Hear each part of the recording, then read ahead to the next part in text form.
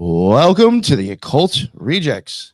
In this episode, we got myself, we got the Headless Giant, and we got Jules, we got Branch, and we got Chris from Channel KOK with us today.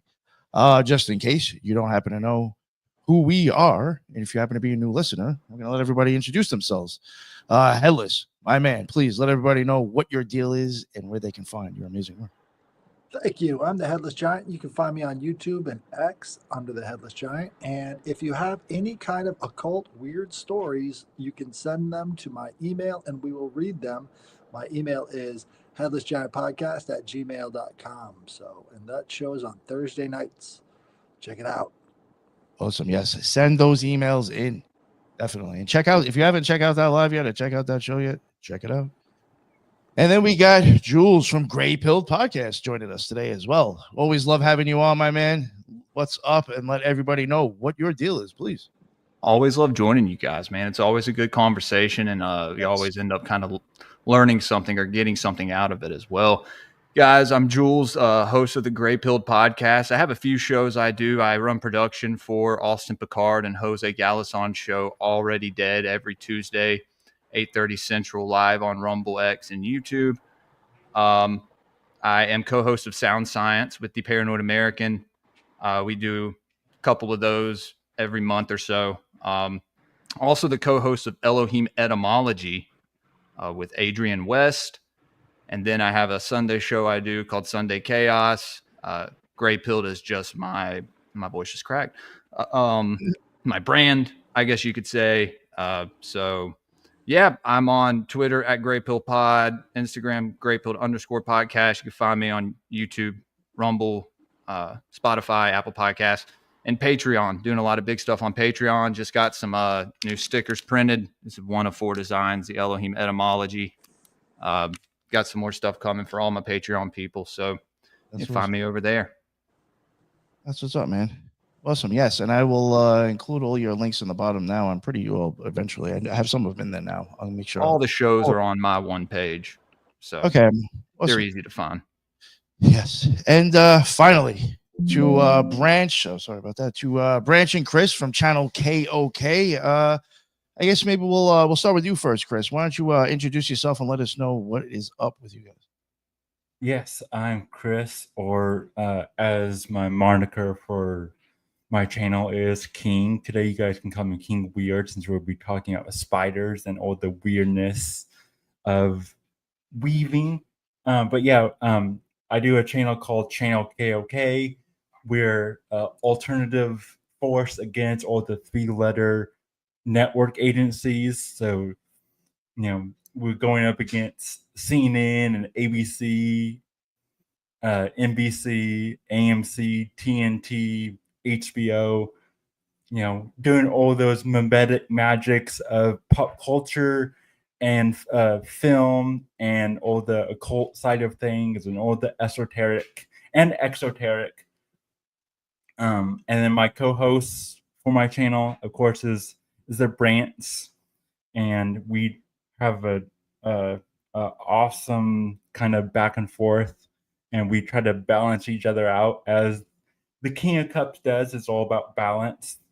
So check us out, and we have all kinds of stuff on the channel for all kinds of different topics. Yeah, we'll have to say you guys have covered some topics. I was like, that's actually interesting to think of to even cover as a topic. It's definitely going to be different stuff.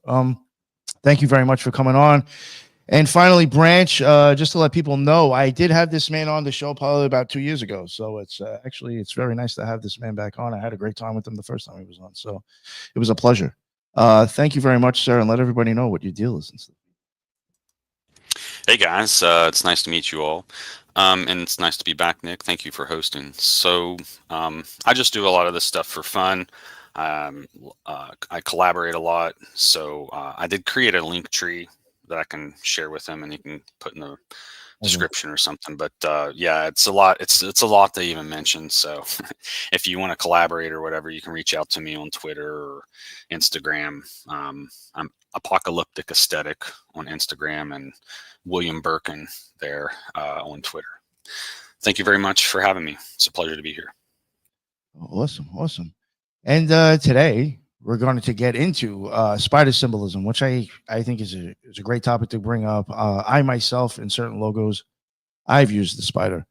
I don't think may not necessarily be for the same reasons why we're going to talk about it today, but I mean, I have used the spider for symbolism myself in logos, but I'm normally taking it back to the optic nerve or the arachnid layer of your brain. I'm more of using it for physiology, but I do think the spider is huge symbolism used for many different reasons. So we got Chris and we got Branch and I got Jules and Headless to talk about this for like the next hour and a half or so, however long it takes. So I guess Chris, if you want, maybe or Branch, whichever one of you want to start this off first.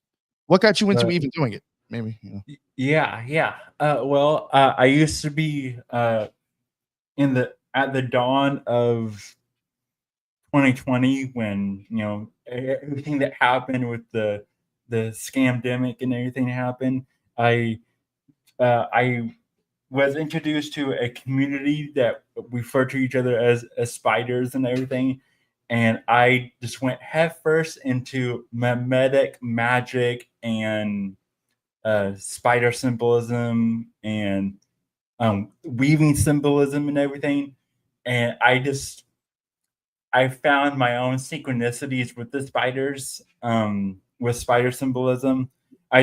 Before we started the show, Nick, I told you I did a review on my channel of the Spider-Verse movie, and as I was reviewing the movie, Spider hopped onto my computer screen and hung out with me for the entire interview, and then left as soon as I got done going live. Right before I joined you guys today, a spider crawled on my wall right before I hopped on the stream with you guys. So it's all interconnected and everything. And that's actually how I met the Branch. We met through the spiders community. Is how we got introduced to each other, and we do shows together all the time. And so I got really fascinated into this work and the work of the art of weaving, and it gets into, I know you guys talk about occult topics. Really, chaos magic and memetics is ancient weaving.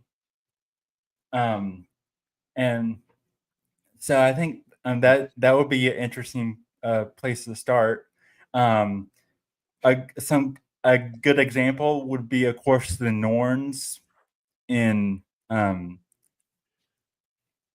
as the Norse mythology goes, or in Greek you have the Moirae, which is similar to the Norns.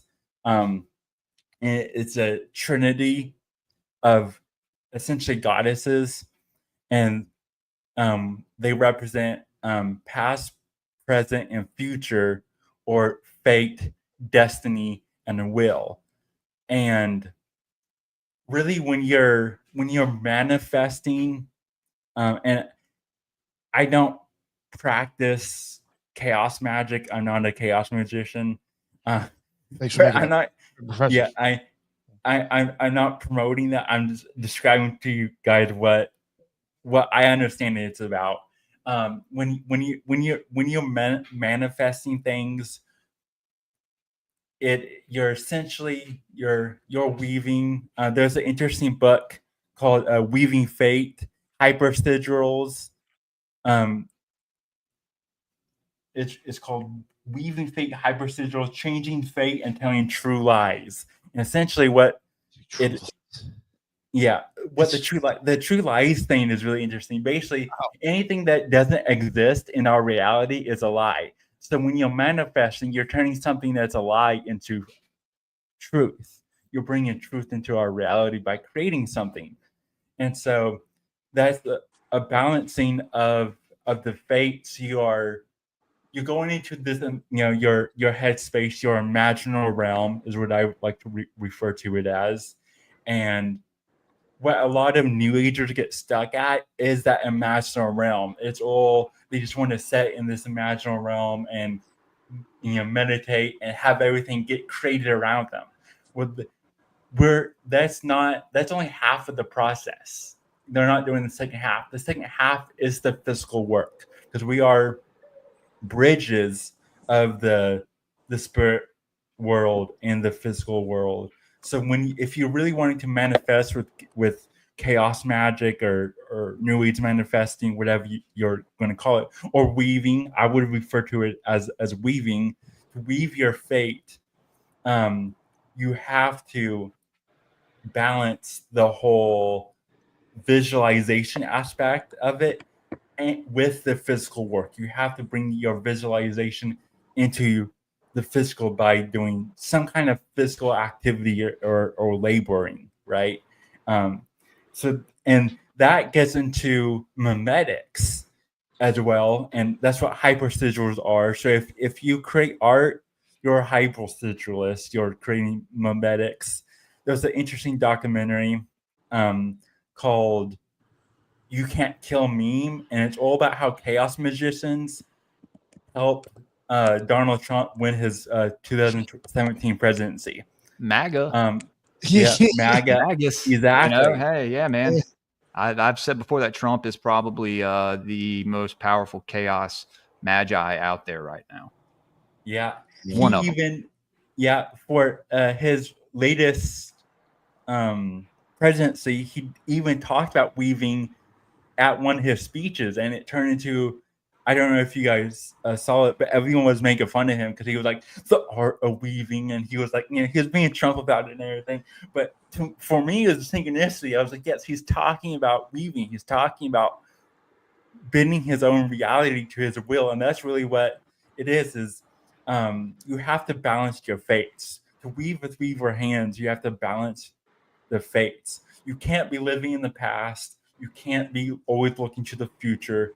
And if you're just stagnant in the present all the time, then you're not planning anything ahead and you're not learning from your past. So it's like balancing the fates. And to me, that's when you're talking about nostalgia, that it's an imbalance of the fates, because you're always focusing on the past. And I think that's what 9/11 was all about, because prior to 9/11, everything was about the future and futuristic. And then after 9/11, now it's all this retro future memoberries, creating reboots and all this.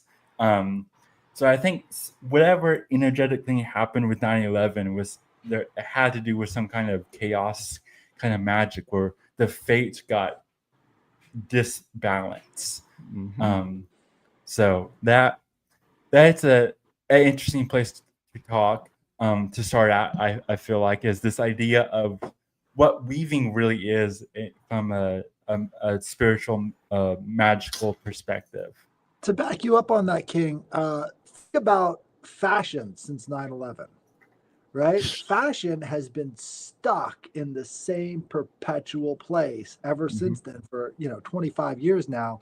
There hasn't been a real big fashion trend that has taken off, and all these decades from 9/11 forward seem like they're all collapsed. It doesn't seem like there's a big difference in fashion styles back to weaving since that time period. I think when people do these magical workings, there has to be an offset. There has to be a displacement of energy.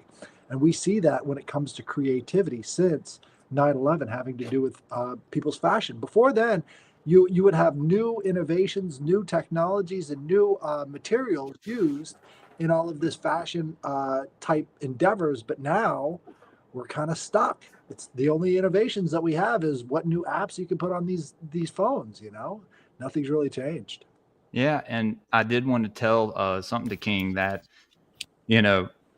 I know that Nick has had William Ramsey on the show before, and I've been reading his book on Crowley and how this 9/11 basically was, I think, the final work for a ritual to bring about the Aeon of Horus, right? And you see it in the Twin Towers representing 11, right? And you have the famous picture of Crowley doing his I don't know what sign that is. That one. which I think does represent the towers in a way, as well as 11 being a thelemic number 2, right? So I definitely think it's tied into chaos magic, more than a lot of people know. Yeah, and I never thought about his pose being connected to 11 and the Twin Towers. So thank you for bringing that up. Yeah, man. That's fascinating. That also makes me think of that deleted scene from the Tobey Maguire Spider-Man movie that they promoted it with, was Spider-Man catching bad guys in a helicopter in his web that was between the Twin Towers, and they had to remove it because 9/11 happened. So yeah, there's definitely weaving and spiders going on here for sure. I didn't know that about the deleted scene. Yeah, it's still in the trailer. If you look up the original trailer for that first Spider-Man movie, you can still watch it. It was a helicopter caught in his web between the Twin Towers, and it's such a poignant kind of symbol to use in a movie, and it's so interesting. But yeah, they removed it. This is an interesting symbol that comes from Norse mythology. They don't really have a good name for it because it didn't really come accompanied with any sort of explanation, but this is the Valknut.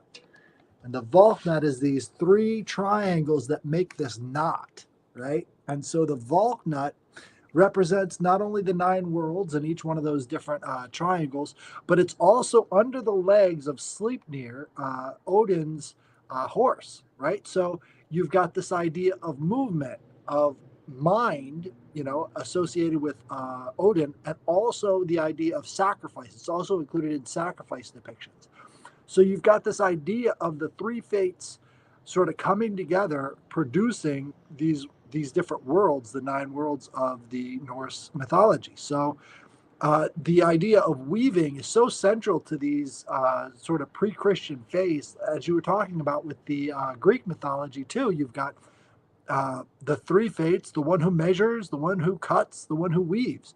So these symbols are so central to the core of their understanding of fate and how to interact with the world around them, that I think it's shouldn't be something that's passed up. We don't really have an equivalent in today's society, but I think a lot of people are taking advantage of that fact, because if you can't see it, you can't recognize what's going on. You can't see the weaving as it's happening. And we can see this with numbers too, especially. The idea of understanding a weave is called topology.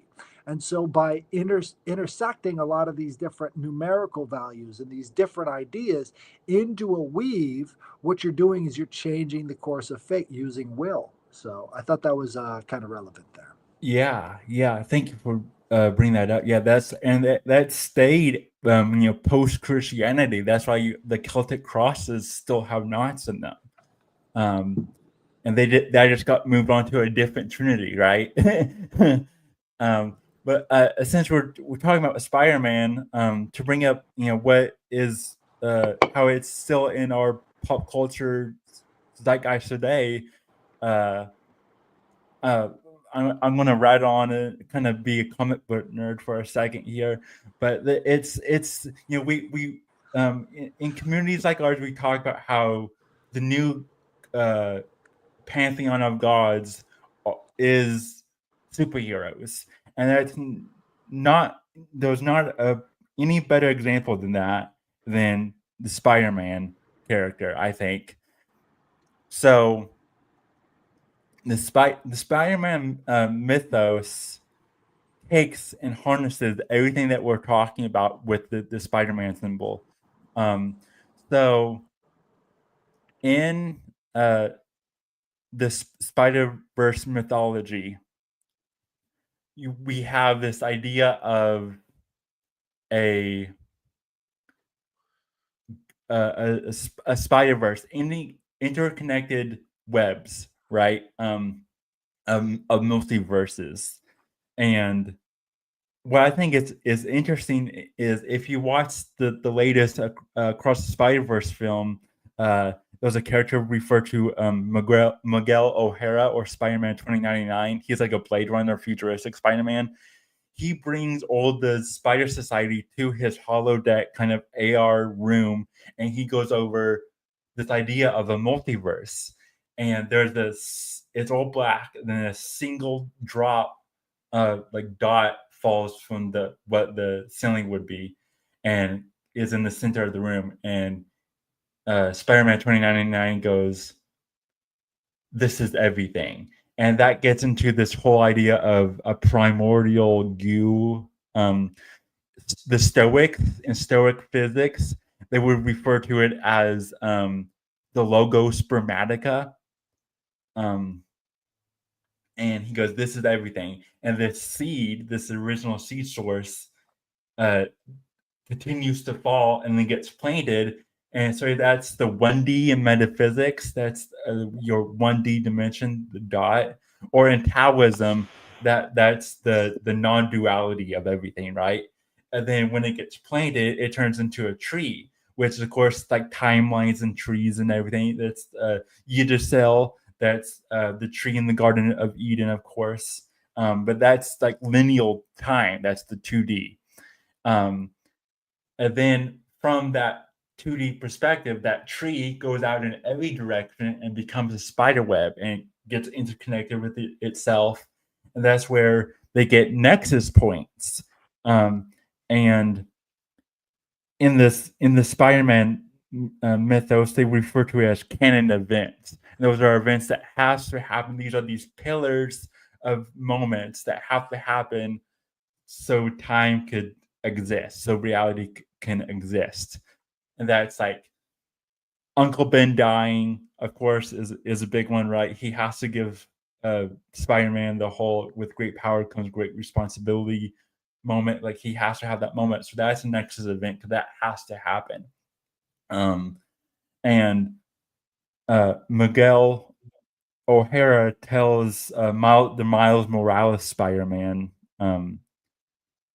that he has to let certain people die. He can't stop his certain events. And it's all goes back to this whole, do we have free will? So the whole conflict in the latest Spider-Verse movie is Miguel O'Hara says the spider people are supposed to maintain the web. What they refer to the Spider-Verse in the comic is the webs of fate and destiny. They have to maintain the webs of fate and destiny by making sure these canon events, these nexus points, happen, and nothing prevents them from happening. And they don't have any free will to go on beyond that.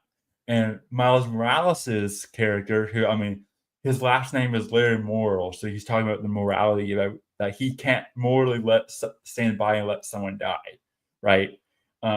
So he's all about, oh no, we do have free will, and so that's how this spider team gets split up, because half of the spider people say that they have free will, the other half say they're only the doers of fate. And the branch and I talk about, we have these lightning in the bottle moments where the idea is going to get done no matter who it is you're the conduit for whatever God has planned. We refer to it in our God the Playwright series as scripture. Like you have to, God gives you a script, and then you have to go by it. And yeah, you can improv, which is free will, but you have a script, you have a fate or destiny that you're entangled with. And I think Stan Lee, when he was creating the Spider-Man character, he was tapping into this ancient symbol of the spider, and he wasn't fully consciously aware of it, and it's just grown through over time as they keep on evolving the character. And even Madam Web, who is the female grandmother, elderly wise woman who's at the center of the webs of fate and destiny in the comics. She's the blind seer, the blind oracle. She has roots in Hopi mythology with the grandmother spider. And even they tried to do a Man and Web movie, but they completely inverted the fates in that movie and sexualized it and everything. And we actually have a video on our channel where we go over that. It's called Webs of Desire. So if anyone wanted to hear us talk about that fiasco of a movie, we do talk about it. But in that movie, it was very memeable of a movie because how bad it was. In that movie, they bring in this idea of South American tribe of people who worship spiders, and that also has roots in our reality. With I am probably pronouncing this wrong. There's a South American tribe called the Praia. Again, I'm probably butchering that pronunciation, but it's a native tribe in South America who their shamans use tarantula venom to go on their shamanistic journeys. And there's a documentary about them, and that's really fascinating. And they commune with these spider entities. So whether it's North America or South America, there's this idea of a grandmother spider, and that's what Mountain Web is for the Spider Society. So they're Stan Lee was tapping into something, and to finish up here about this Spider-Man connection. One thing I did want to add just real quick that you had mentioned Yeah. that something that I was going to bring up. You're talking about like the venom and stuff. Mhm. That is like that has been, I think, like an idea about some spider symbolism that sometimes it could be being used for knowledge because most venoms, if you do actually use it at a certain dose, can actually heal. So, and that's like the unknown knowledge about the venom. You know what I'm saying, or unknown understandings. So I have, you mentioned it before. I have heard of that idea of that understanding that venoms can actually heal. Is a reason you use spider as a symbolism. Yeah, and that's why like the idea of you taking a certain like poison or venom over and over in small doses can build up your resistance to that being used against you as well. Yeah, I think there's a tribe of spider people. I just looked it up in Peru that apparently gained arachnid abilities from the venom of a species of spiders that are native to that region. You have the Lakota people as well, who actually talk about this spider deity being a trickster god. I think his name is Iktomi. I think represents both good and bad. You mentioned duality earlier. You see that a lot in in the animal symbolism. A lot of the symbolism has to do with our animal natures of ourselves, right? Like our lower natures, our carnal, I guess you could say, animalistic desires and stuff. So yeah, I've seen that a bunch with spiders, just being known as like a kind of trickster deity. Yeah, What do you think about that? They're very much tricksters. Um, uh, and the two things that I've gathered from spider mythology is one, like you said, they're tricksters, and two, they're always, and this connects to the whole fate idea. They're always in guard of some kind of fate or script. A lot of these, I believe it's the African Anansi mythology. I could be mixing up with one other one, but I believe it's Anansi that Yeah, that's African. Yeah, you're right. Yeah. Mm-hmm. yeah, that was the one, and this is a common theme where they're they're, they're granted like a great book or a great script of or tome of how the story of the world, and they have this knowledge, this gnosis of how it's supposed to go, and there's kind of the guardians of that. And then usually the trick where the trickster part comes in is with that gnosis, they kind of go off the rails with power, right? They Mm-hmm. don't they don't have the Uncle Ben to tell them with great power comes great responsibility. And then Hubris. they get Hubris. hubris. Yeah, yeah. And they will usually fall from grace in a trickstery way by thinking that they can control fate because they have this access to the knowledge, to That they this, can weave their own webs. that they can weave their own webs, and they usually get cursed by becoming some kind of mythological spider creature monster, Like Neith in Egypt. Yeah. Or Neith. I don't know how you pronounce it. That's very interesting, man. And this book, Ovid's Metamorphosis, which was like 17 AD, right? It was really early on. He goes into the myth of Minerva or Athena and Arachne. And Arachne, this is in book 6 of Metamorphosis. He talks about how this woman who was bragging about how much she was the best weaver in the world. And so she challenged Minerva or Athena to a weaving competition And lost. lost. And then Athena, as Minerva or Arachne is about to hang herself, Athena transforms her into a spider. And what's really interesting is I was painting the other day, and if you can kind of see that on the cover, my stencil got on there, and it looks like there are webs tying this person who's staring into the void to some sort of fate. So it kind of matched up pretty well. That's cool, man. What we were just talking about. That's cool. Yeah, Branch, there's a biblical aspect to the spider. Did you want to hop in here and weave into the biblical aspect of it?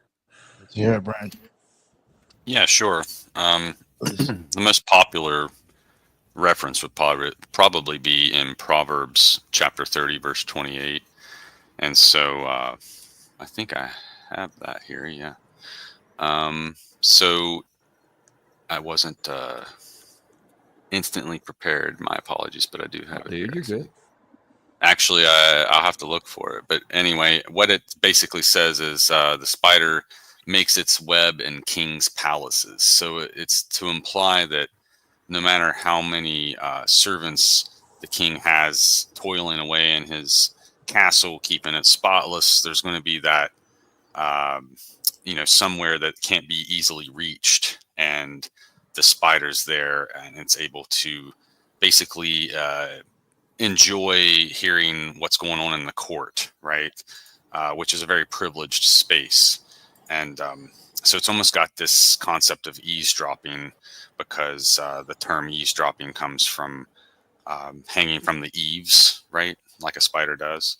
And in fact, that's kind of tied to the lure of shooting stars too, because in Solomon's Testament, when he's talking to the demons in the dialogues, some of them will explain the nature of falling stars and that they're actually eavesdropping, but fall from heaven. Because they don't have the strength to remain up there and listen in on what's going on in the court of heaven. So when I read that verse in Proverbs, I kind of imagine it as being like analogous to, lower order spirits that maybe are trying to eavesdrop on heaven or the king's court, as it were. Yeah. But that was one of the verses that really jumped out at me. Yeah, I pulled it up here so I can read it for you.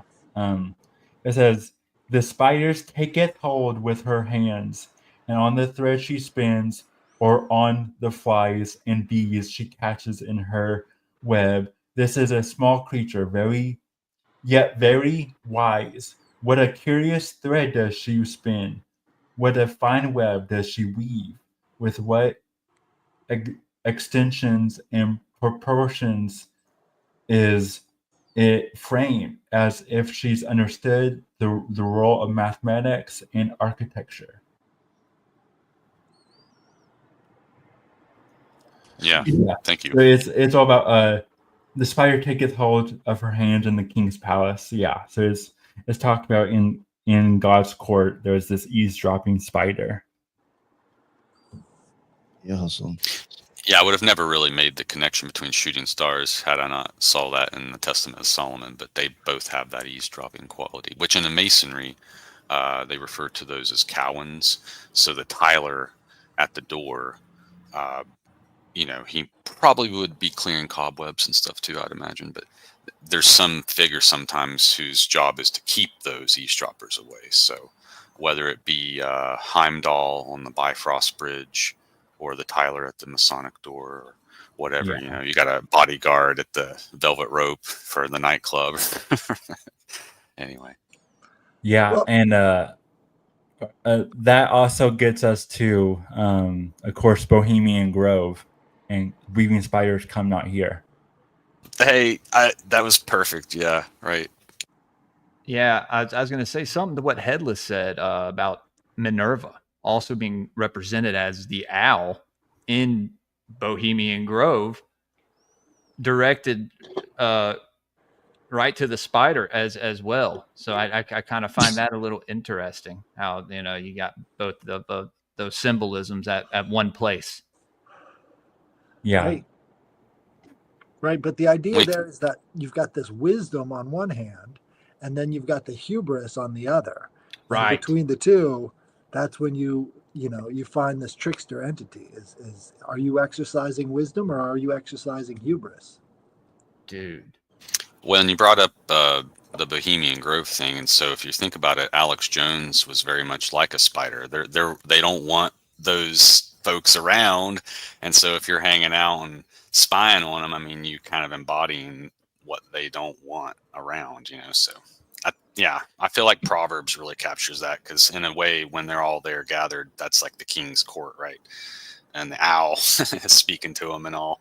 So we kind of contrast the symbolism of the owl to the spider there too, because spiders aren't necessarily diurnal or nocturnal. They just choose to stay in dark corners. Going back to what Nick said earlier, I have this Manly Palmer Hall little book that I've reviewed before on occult symbolism of animals, and it has an insect chapter, and it says, its shape makes it an appropriate emblem of the nerve plexus and the ganglia and the human body. Yeah, Nick. So you had something there. It definitely starts to look like certain things that you can look at under a microscope. Yeah. Absolutely. Yeah, that also makes me think of, we're talking about Bohemian Grove, so, we can get to this idea of, celebrity worship and everything.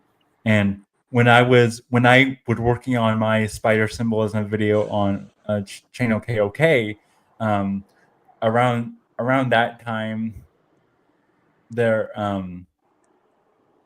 you had American Horror Story had a season called Delicate, and it had the Kardashians on it, and it was their third adaptation of Rosemary's Baby. Like, they adapted this story 3 times in that series for some reason, but they used spiders to promote that season, and her pregnant belly was a spider, and then the doctor's goggles was the spider's eyes and everything.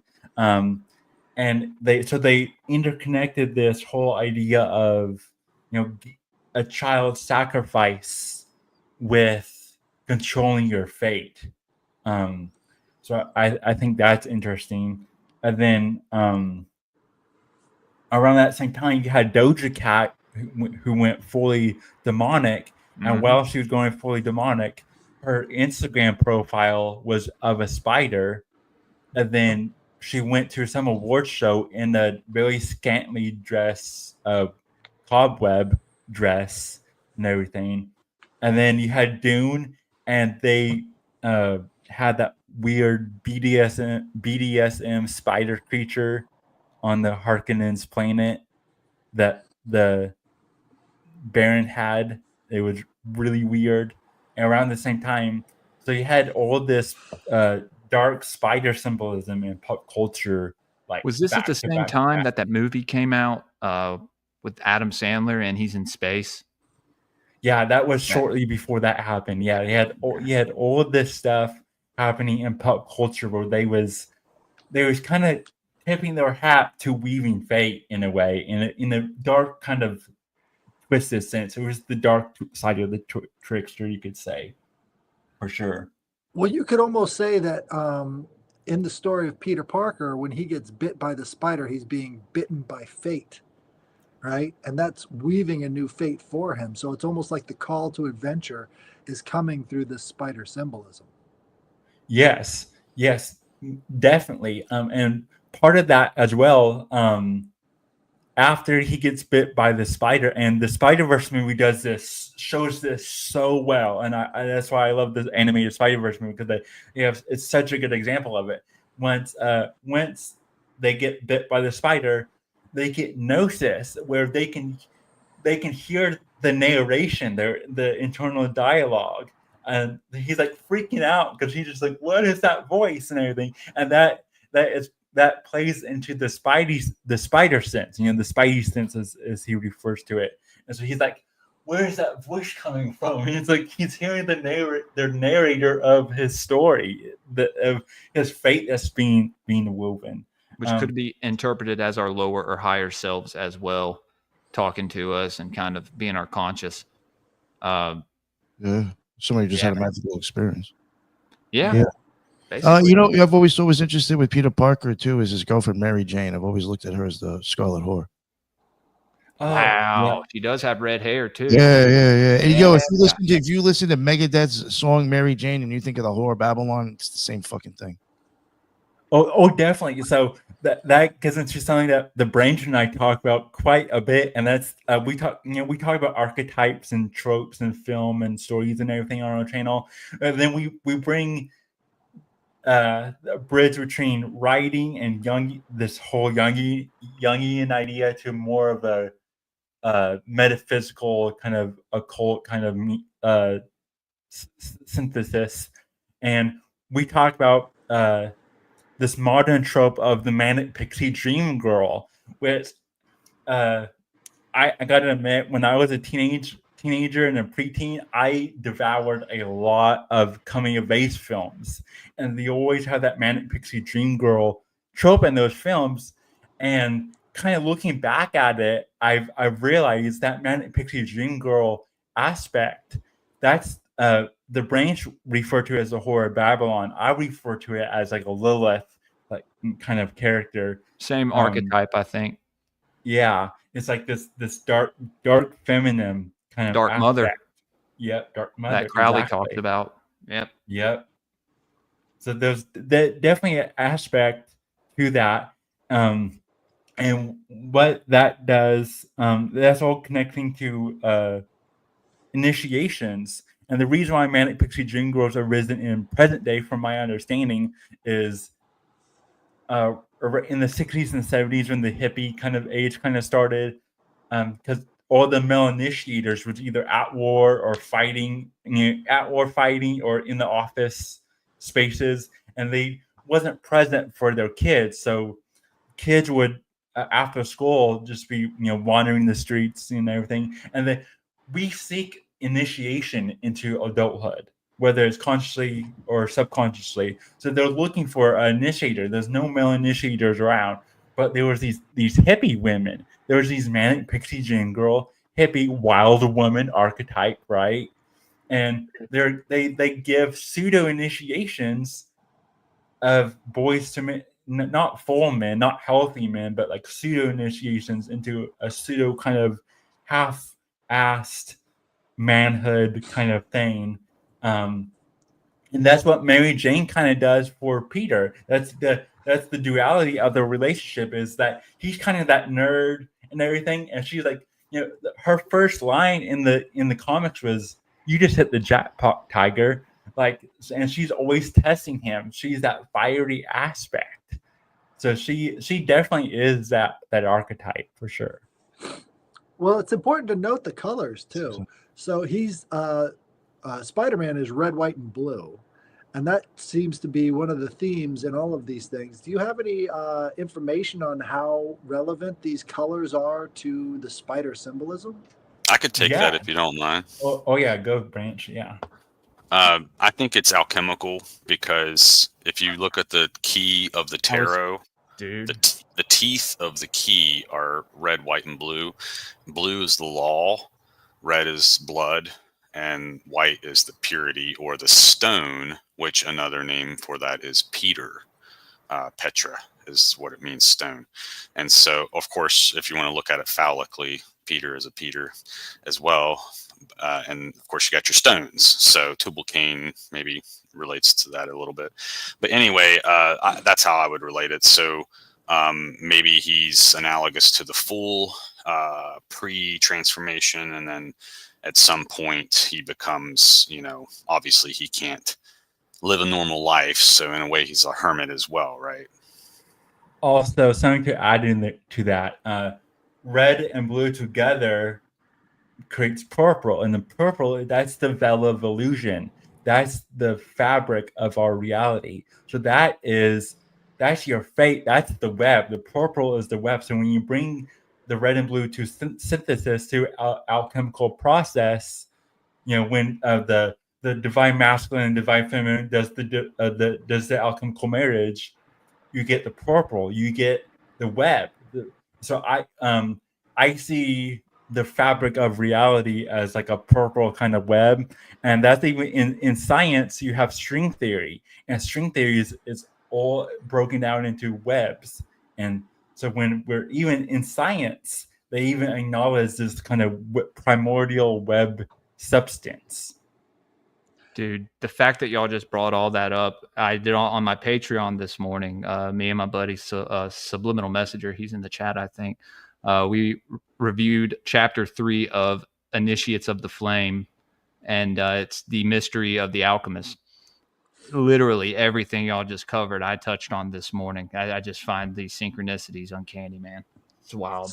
Spider symbolism. It's definitely, that's when the weaving is working, is synchromysticism. Yeah, exactly. Absolutely. I'm gonna have to check that your work into that out. That makes me think of one of my favorite books is Iron John, a book about men by Robert Bly, and it's all about the wild masculine and male initiation, and he weaves this idea of the Grimm fairy tale of Iron Hans or Iron John as a symbol of initiation, but it's not an initiation of the divine saintly hero. It's not a ascension initiation. It's a descension initiation and then an ascension. It's the phoenix. It's ascension through the ash, the fire, the rebirth. The rebirth. Exactly. Yeah. That's exactly. And I love that book. I love that work. I love talking about that topic. So I'm definitely gonna have to check out what you have to say about it. For sure. Yeah, dude. No, I'm gonna have you on sometime to talk about it, bro. I'd love that. I still have to get Headless on sometime too, but yeah, we'll make it happen. Yeah, definitely. Well, Nick, I'm sure there's a lot of Kabbalistic references in the red, white, and blue, especially like the masculine, feminine, and then the white being the eyes, having to do with Kether. Yeah, I had even thought that too. Even with with Spider-Man, you get like the power and the glory, and then like the white. In my opinion, I can see that kind of being. I wouldn't say necessarily the middle pillar, but I mean, you get the power and the glory, and then once you cross over, you do get. After that, you're into the abyss. I would say you'd be going to Kether, which could be white. I do think there is definitely Kabbalistic symbolism in there. With there always usually is in a lot of these ancient mysteries. It all stems back to that. You brought up the wild woman archetype, dude, and my wife has actually read this book on it. She went through this spiritual cleanse and apparently had a spider entity attached to her and removed. So there's that. Those definitely. I've heard stories, in Studio Ghibli. Make another film reference to aid us here. Think of the sprites from My Neighbor Totoro. I often have heard that there are some kind of like in between entities that are kind of like not they can be bad, they can be good. They're just kind of like in between entities like the soot sprites that are kind of spider-like that just hang around. Okay. When zodiacal terms, that would be mutable, perhaps, right? Like they could be one way or the other, perhaps. Yeah. Yeah, and you go Yeah. back to the dualistic nature of a lot of it, a lot of the symbolism as well. I have a funny story that I'll tell real fast. Chris Matthew from Forbidden Knowledge News, shout out Chris. First time he came on my show, he told this story of this one time where he had dosed with psilocybin and basically met this entity it was a female entity trying to tell him that she was God. And like, they always call God a man, this and that. And he was talking to her in his mind's eye, having this experience. And then he said all of a sudden he sees the head of this old lady on the body of this spider, trying to like tangle him up in this web. And he immediately calls out for Christ, and it's gone, Amen, untangles and fucking shoots off. Yeah. Yeah. I find that pretty powerful.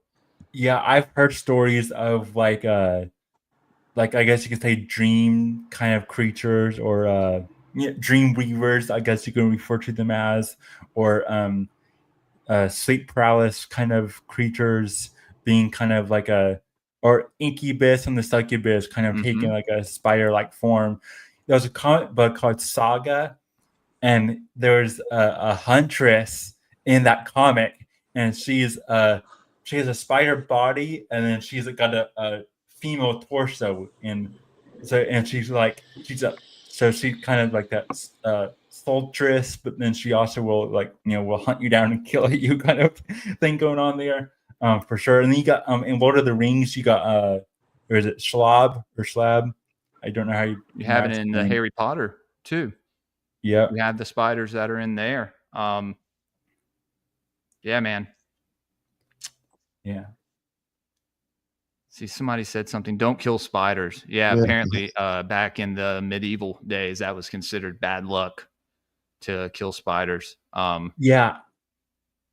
I don't kill spiders. If it's not invasive, I'm just like, you can hang out. Brown recluse, he's gone. He's cooked. Yeah. I had a thought to share, because when Nick was talking about the Keter and that symbolism, I couldn't help but think a lot. I know not all the time, of course, but how often do you see spider webs around bright lights? And so in a way, a web of a spider almost does kind of represent that. Some veil. Yeah, or a trap, Right. The Keter's beyond it, but you got to get through the trap to get there, right? And so it makes me think also of the way we refer to the internet as the web. And we're all on the web right now, whether you're in the chat or here in the room with us now. We're all connecting to each other. We're all in the web. And so just a tangential thing, it makes me think of Stephen King's It, because he takes on the form of a spider at one point. And I see information technology, It, as being that spider and that trap and all that, because it's like they need it for their new world order, but in the process of building it, it's like they're creating the very tower that's going to fall. So we get enlightened alongside their progression to a new world order. So maybe that's part of how it falls, and the spider tower king kind of stuff maybe comes back together, because in that tower card, it is the king and the pope falling from the tower, right? And of course. Yeah, Rudolf Steiner actually talked about Rudolf Steiner had a prophecy that a great spider would come out of America and devour the world in a huge web. He basically predicted, the internet, what you're describing. And that's another aspect of it, is these techno spiders. So there's this whole other kind of weave you can go on about techno spiders and the techno arachnids. And getting into like what Brains is talking about, like the Tower of Babel, or the Panopticon and Technocracy and all this and that. But also to bring it back to another reference to something in pop culture, there's a show called Final Space created by Owen Rogers, and the whole idea is they're trying to get to inner space, and inner space is what is the final frontier, so that's why it's called Final Space, and that's where the Titans are frozen, and the Titans are wanting to get out and destroy the universe, and so they're trying to find final space, this inner space kind of nexus point, and once they find the gateway to inner space in that series, there's what they refer to as the arachnic texts, and they're the guardians of the threshold. So there's definitely is this like guardian of the threshold kind of aspect to it as well. Also, you have the red strings of fate in Chinese culture. And one of my favorite sayings, I'm really into Stoicism a lot. And one of my favorite Stoic Latin phrases is amor fati, which means love fate. And it's supposed to be this idea of loving your fate no matter what it is, whether it's good or bad, just giving appreciation that you're still drawing breath.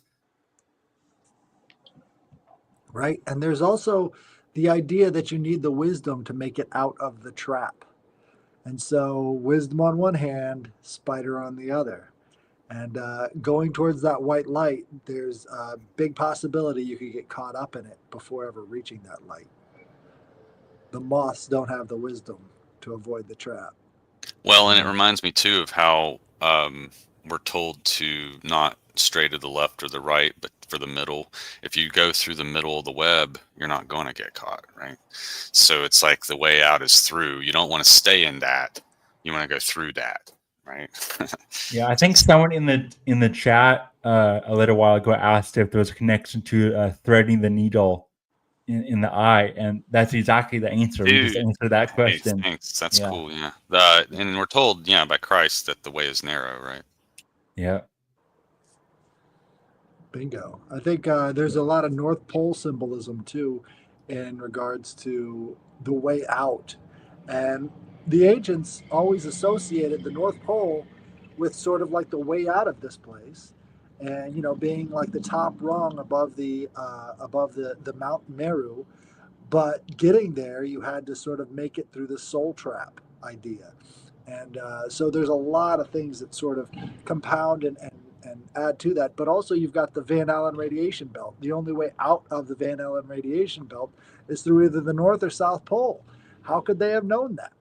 Yeah, I think it's awesome. There's a synchronicity here. As soon as you said that, symbolic studies, Mario Garza popped into the chat, and that's his whole work. That's his whole shtick, right? It's northern symbolism, polar symbolism, right? I love it. But yeah, you're right. To borrow a little bit from Mario, actually, there was this whole idea of the North Pole being referred to as a wheel that turned, right? And you can also say that wheel is a wheel through a loom. So it's like the loom of fate. And so you're definitely onto something, Helis, about that. And what I find so interesting about that is this this loom of fate idea is actually seen in again. I like drawing connections to Hollywood because it's a middle ground for people. In the movie Wanted, of course, that's the movie with the curving bullets and everything. But if you actually watch that movie, the whole premise is these assassins are going after people that this loom that they call the loom of fate is weaving the names of. So if your name is woven into the fabric, then these assassins are going to go after you. And so these assassins are doing the bidding of this loom, but it's been taken over. It's been tampered with. So it's only given names that's been approved by what's in that? Morgan Freeman's character. He tampered with the machine. He tampered with the Great Loom. So yeah, there's this whole idea of polar symbolism, And really quickly, another connection to pop culture that is one of my favorite, what I refer to as one of the great modern mythologies, and that's Avatar: The Last Airbender. And its story, the Avatar, Korra, she lifts the veil by opening the portals, and that's when everyone can see the spirits and everything again. She opens up nothing but portals. So there's this whole idea here of what you're talking about, Hellas, that I find it so interesting. Right, and it's the bipolarity, and then it becomes the weave of this spiritual dimension. And in that show specifically, it was all about these two different good and evil entities wrestling for eternity. And it was once Yeah. she was able to overcome the opposites, that she was able to re-release this sort of spiritual nature onto the world that was before. You've also got the idea of the golden age in there too, and I'm sure a lot of this stuff has to do with what's preventing the golden age, what's getting in the way of it. And again, back to that web, there's some sort of web preventing that from happening. Yeah, again, Rudolf Steiner or so many other modern people say that the entity for this modern age could most likely be a spider. So yeah. Wasn't there, Branch, wasn't there a Freemasonic deity that had spider legs and like three heads? Was that Jebulon? Yeah, job. Yeah, the Well, frog that's or something what else, people right? say, yeah. But you're not taught that in lodge. I mean, that you just have to believe in God, but it's not. You're not told what to believe. But if you don't believe, you're not admitted into the lodge. But yeah, some people say at the top, like the illuminated degrees and all that, Jobulon, which is a 3-syllable name. So it's if that is indeed the case, then it would probably be like the token or pass in 3 syllables or something like that. But that particular entity that you're referring to me, looks like the depictions, I think from the diction now, Infernal, of Baal, which looks a lot like Putin, if you ask me. Which I like Putin. I'm not bad mouthing. I'm just saying it does look a lot like Putin. Dude, But I anyway, know exactly what picture you're talking about. That does look like Putin. yeah, it's a spider with a cat head, a toad head, and Putin. And then his Apparently, face in the middle. Yeah. Yeah, not to get confused with Balls of Bull, who is represented by the fly, right? yeah. Different Wow. entity. Yeah, But then people again, know, they don't know that Ball just means Lord and that these are lords of certain, I would suggest it's probably related, however, because Beelzebub could be related to the constellation Musca, which is the fly, and we find that in Aries, which is where Baal resides, in the Shemhem Mephorish. He's in the spring. He's like the first entity. So I would argue that they're probably even the same, one and the same, or that one's slightly above the other, because they're hierarchies. So one, because Beelzebub's a king in Right. terms of hierarchy. Okay. Whereas I saw- Lord, I don't know, you could maybe Lord is something in his stead. Well, or it comes from something like that. Balls Zebul, and then translated to Beelzebub, o- over time. You have Baal Haman, Baal Zephon. You got a few balls. But again, that's going back to the alchemy of taking Nigredo and turning it into something else. So there is that pattern again and again and again. I got you. I found out something interesting about spiders. So there's a certain species of spider that will actually make pets out of frogs, right? Yeah, I've seen those. And that to me is like, it just screams occult symbolism all over it. So you've got this figure of transformation being taken under the wing of this spider character, like all these different symbols that we've associated with it. And somehow this symbol of transformation is very closely linked to this spider of fate. So transformation and fate being sort of linked together in some sort of a pet master relationship. Well, that's a lot like a familiar then, because when you see symbiosis occur in nature, it might be the birds on the back of an alligator, or whatever, or the lampreys on a shark. You'll often see like a dependent or some type of relationship like that. So there probably are spiritual implications to that, I would imagine. Right. The spider will feed insects to this frog, and they're like, pets. It kind of gave me a weird feeling about, like, what if spiders were massive and they had humans as pets? Like, that would be kind of an interesting book there, because it's like they form this dependency network that keeps you informed, like if we're talking about the spiritual spider, and then we keep going back to it to get our nourishment instead of looking to ourselves and being independent. Well, and I mean, I kind of think that that's probably how the spirits that influence things here on Earth view us as pets, right? They can only influence so many of us at a time, I guess. But um, that's the thought that kind of came into my mind. But what's actually going on there is it's the spiders allowing the frog to basically eat the insects that would otherwise attack the spider's young and eggs and things like that.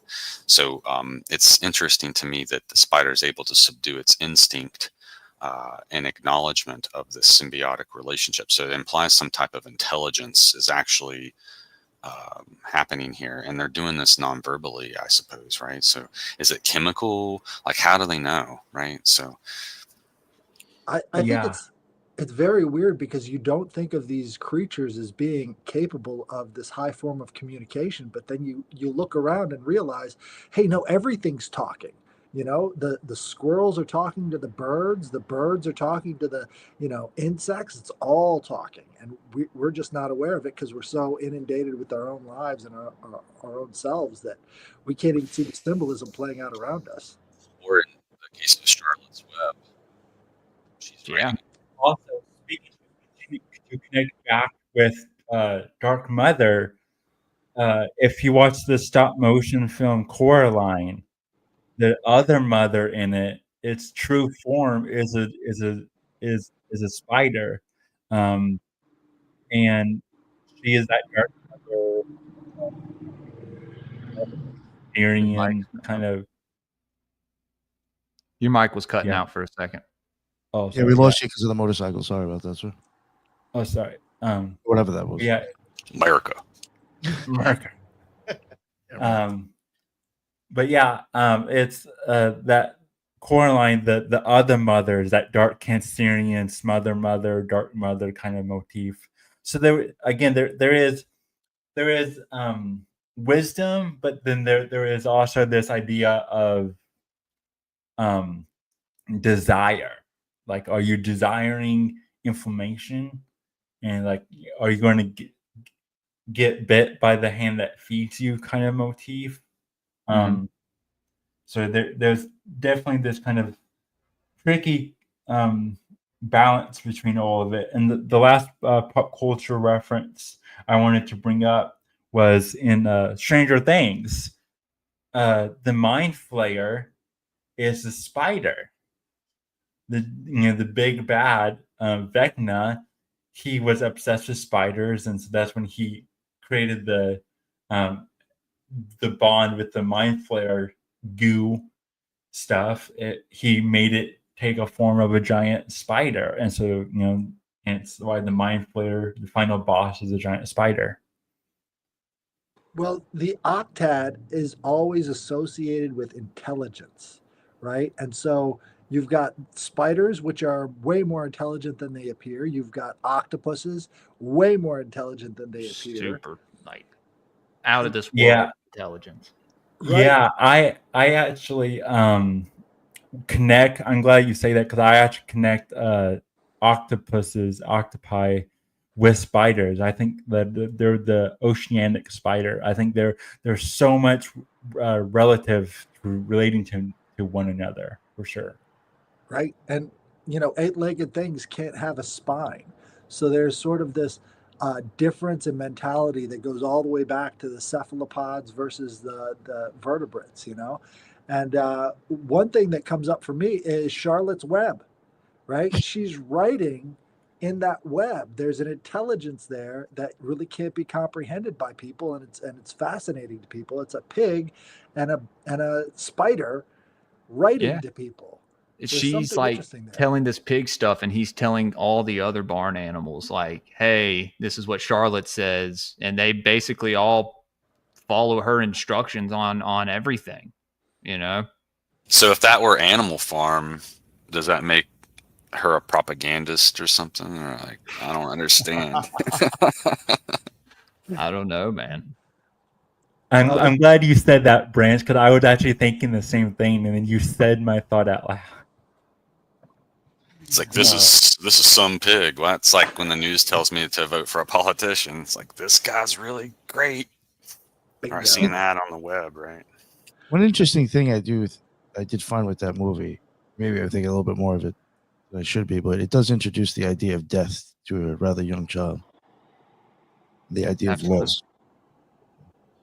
I think that's a huge thing, actually, believe it or not. I think that's what having a pet is really good for too, is it initiates you into that understanding, because it's very abstract prior to that experience. And of course, if it happens and you're removed from it, then it's not very impactful, right? So I think that's probably why it's good for people to own pets, so that you learn responsibility and that you can have consequences from your actions or inaction. Oh, one thing I did want to bring up, even with the spider, again, even with the venom, have you ever thought about like the idea of maybe like the death and afterbirth? I mean, the afterlife. Yeah. As being a symbolism. Yes, of course. So we're talking about the wrestlings of fate and everything. I, from my understanding, from a lot of people who have had OBEs, out of body experiences, they will see like a golden thread between their spirit body and their physical body. So it's like a spiritual umbilical cord. So I think that is connected to the strings of fate that interconnect all of us. So I definitely think that there is a like a death and rebirth aspect of the spider. I could add to that too, because technically a scorpion is also an arachnid, and that is a very common symbol for death and resurrection. But more to the point, though, whether it be the fang, I've never seen like a figure really of the priestess holding a spider, but when we see her holding a snake in her left hand, or the sword or something like that, that's the sting of death. So I suppose if your culture was, you had a very venomous spider, you know the sting of death could be administered with a spider perhaps, but that venom is associated with Judgment Day, which occurs in the fall according to the Jewish traditions, right? Yom Kippur. So you got mercy on the right hand in spring, right? And then in the fall, you got the Judgment Day that comes, and that's the left. And so if you weren't fruitful enough to balance the scales, so to speak, of Libra that she holds, then you get the sting of death, right? So in Egyptian, it was your heart was lighter than a feather, right? But in Judaic or Christian terms, it's how fruitful were you, right? Well, that brings up Parmenides and his little spirit voyage to the Queen of the Night. Parmenides was a philosopher way, way, way back before, I think it was like 600 BC. And his poem on nature brought up the idea of traveling to this palace of the Queen of the Night, or Nyx. And in front of the queen's palace, there was this figure who was holding this sword and these scales. Now, Parmenides on nature is what brought us into the idea of philosophy. From him, you get the idea of no contradictions, like contradictions are not allowed. And so from that, you have science springing off of philosophy, in the idea that you cannot resolve these contradictions, therefore you should disregard them. But in that poem, he talks about aletheia, which is the idea of this revealed truth. And from aletheia, you get this goddess in Greek mythology that they made because of his poem. And this aletheia is the reverse of what the Greeks considered the fate of the afterlife. So in this picture right here, she's holding the cup of Letha to the person who is returning to this river of souls right here. And by handing you this cup of Letha, it would cause you to forget your other lives and then return back into this world of the living. And you see the red flowing through the background here. That would be the indication of this blood knowledge, right? You see these little golden specks in that river right there, which would be this ancestral knowledge that you would gain as you would return back into the world of the living. That was a painting by a guy named Gustav Klimt, and that full painting was burned by the Nazis as they were retreating from this palace where they had amassed all of these great works of art. So this thing doesn't really exist anymore. So it's almost the perfect symbol of this afterworld reincarnation idea. So check that out. It's called Medicine by Gustav Klimt.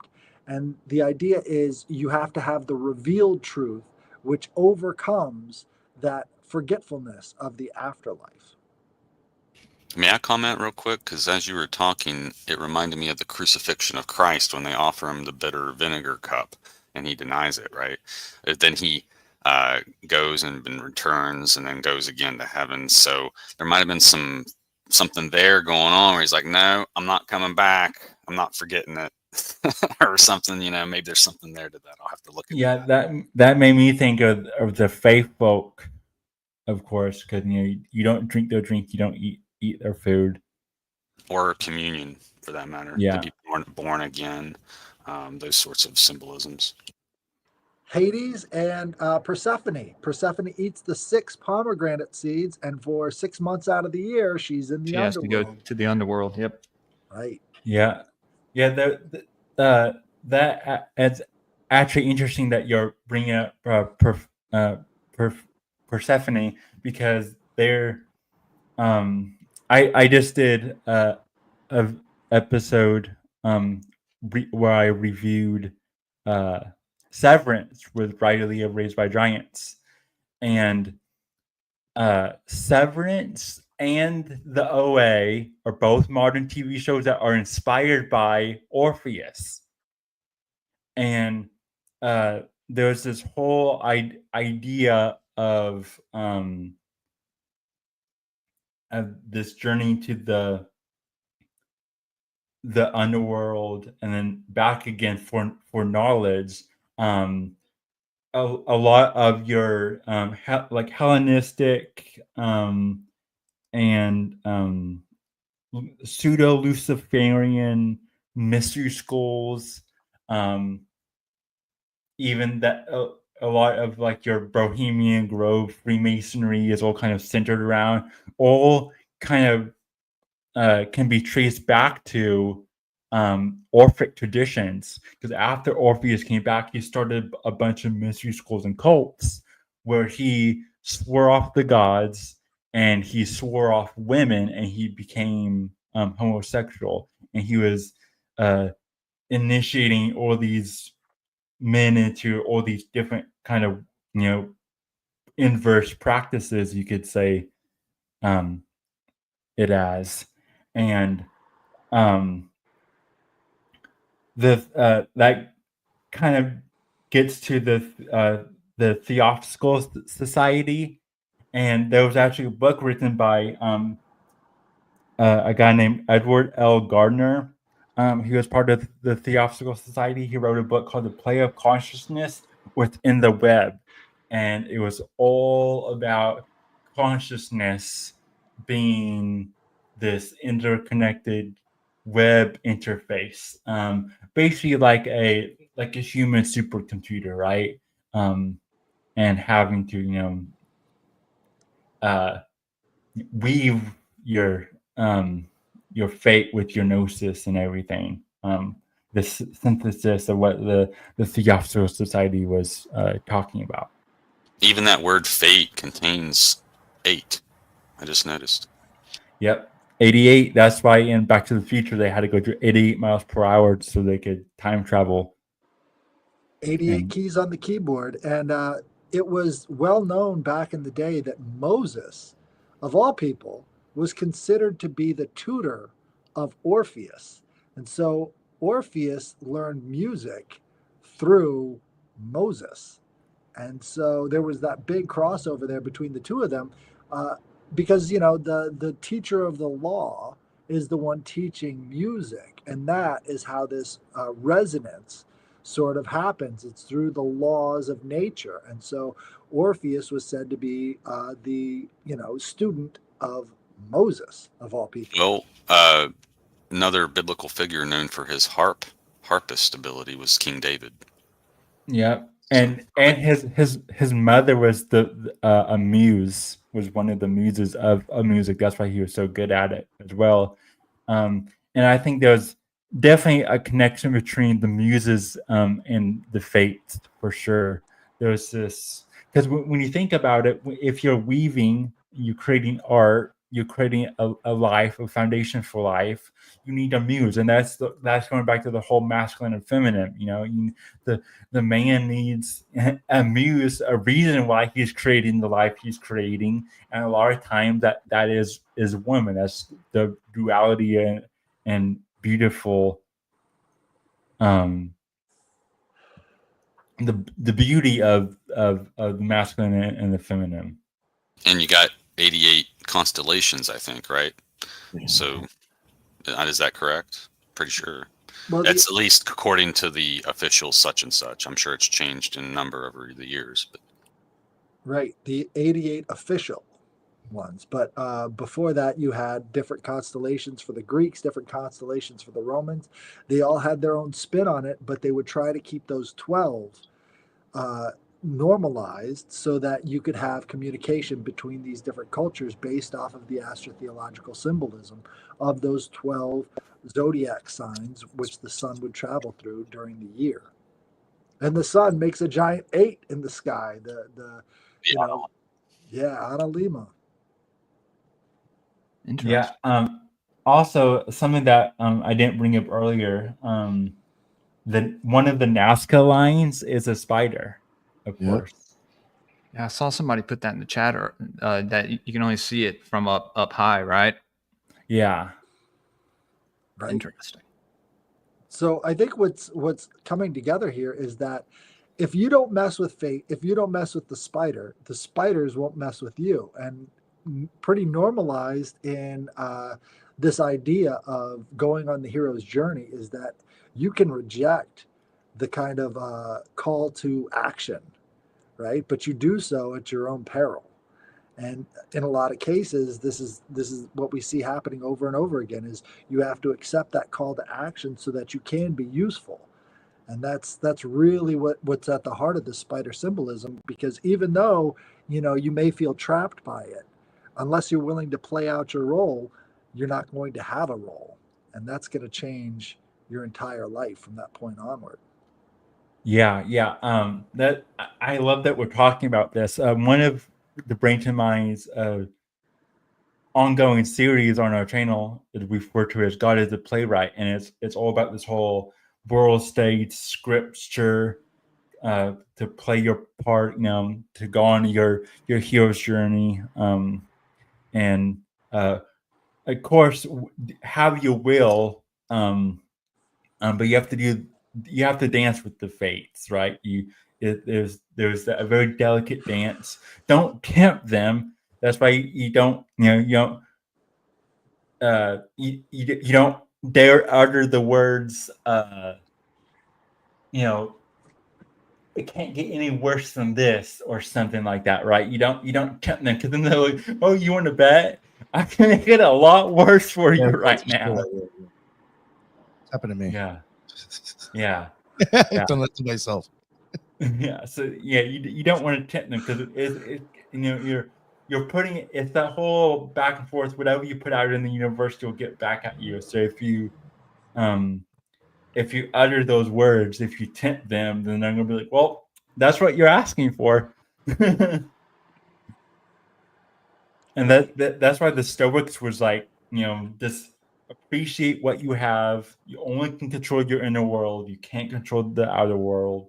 I mean, I think that's why I think this the Stoics had the right mindset, because if you practice Stoicism, you're practicing dancing with the fates, and you're practicing weaving in a sense. And it's the same thing with middle path and Jesus. You're doing that fine line dance, a line dance, if you will. Yeah, Well, David was said to have danced for God, actually, and it pleased him. I found out that stoicheia is Greek for the elements, and stoicheia and the stoicism is like elementalism. And so there's a big crossover between these two ideas. There's stoichiometry and chemistry as well. I wanted to mention something about the weave of tempting fate. A lot of times, master artisans or whatever, they would leave imperfections in their arts, not to tempt, quote unquote, the gods or whatever they are. So there was just something else I wanted to add. The Native Americans, when they're doing these masterful beadworks, would always include an off-color bead, so as not to tempt the gods. Again, the same idea. Wow.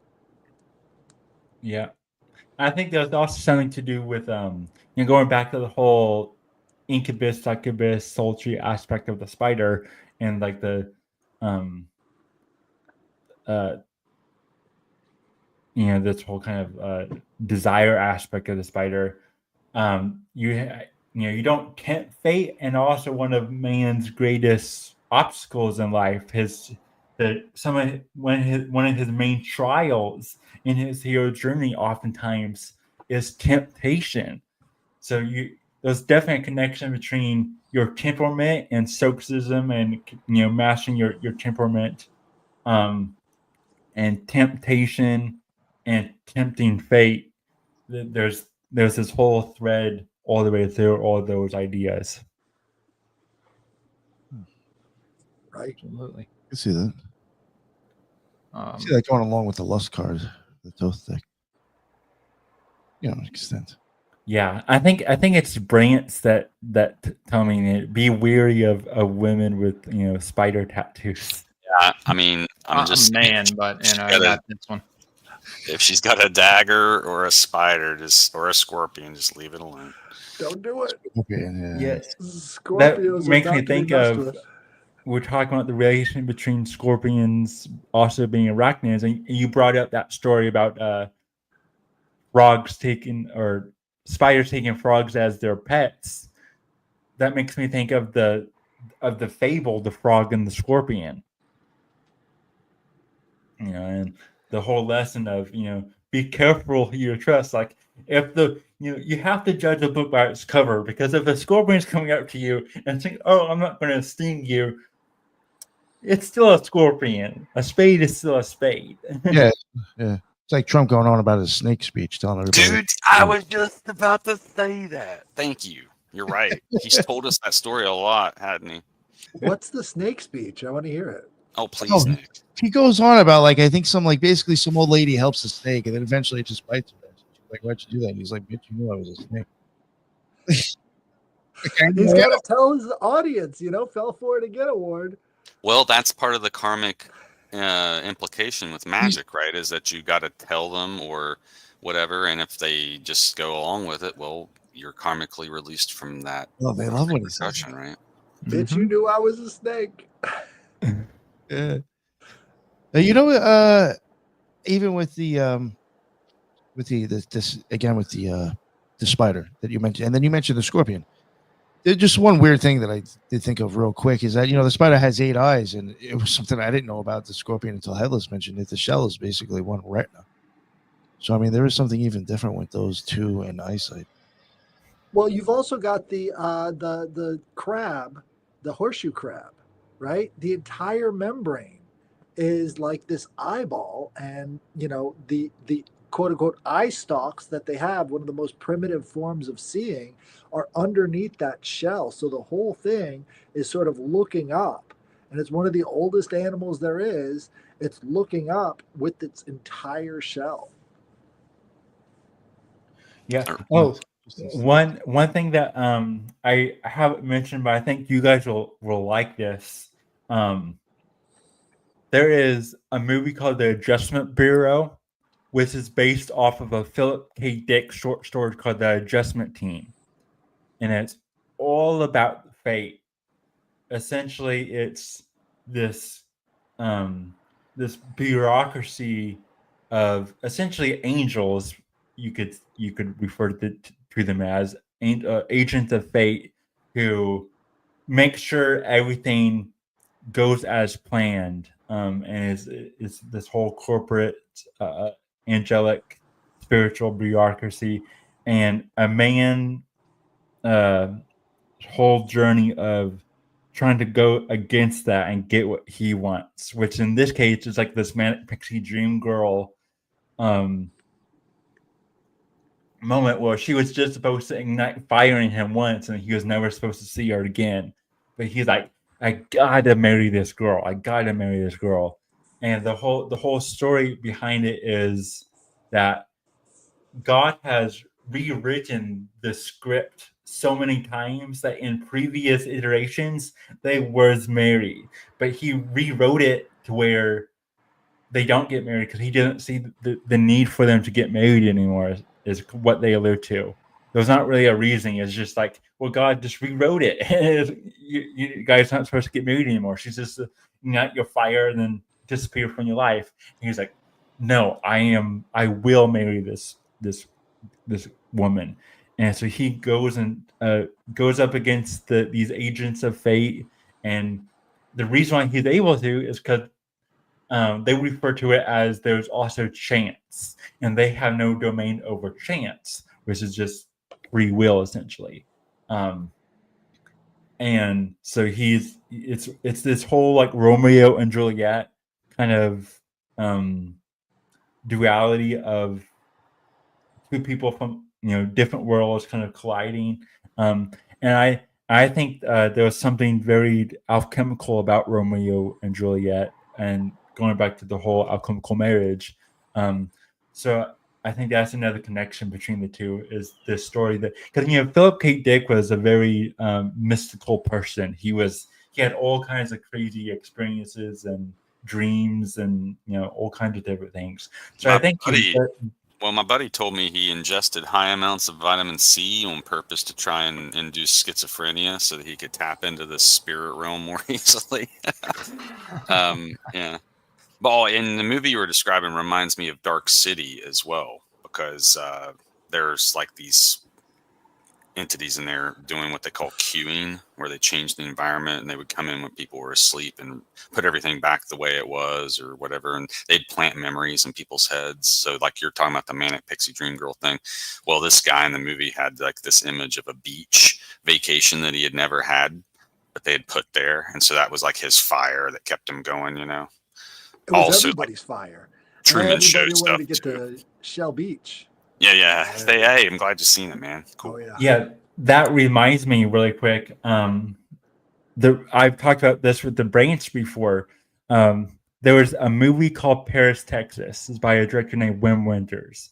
And this is Hollywood references this movie all the time. It's a movie that everyone has never seen but has always seen, because your favorite movies and directors and actors invoke this film all the time. It's a Americana, shamanistic American kind of film about this guy named Travis going on this shamanistic journey to have his American dream and reunite his family unit. He goes to the desert and everything. He goes on this whole psychedelic trip and everything. But he wears a red hat. Beyonce invoked it in her country album, her quote country album.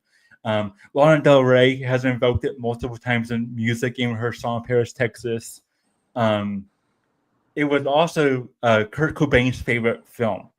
Kurt Cobain went on and on and on about this film, and it spoke to him a lot. It's the American mythos really, and what the American dream is. But it all has to do with this red hat Travis shaman going on this shamanistic journey.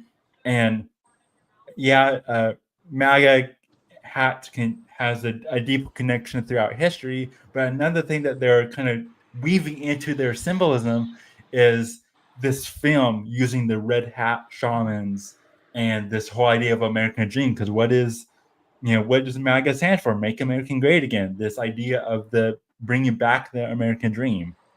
So there's something to weave on that really quick. I just wanted to add it because I find that fascinating. Well, you've also got the red hat of the French Revolution, which was this connection way back to the what are they called? The Phrygian cap. Phrygian cap. There you go. And it just weaves all throughout time and space, this Phrygian cap. And it's back with the MAGA, the Magus, the magician.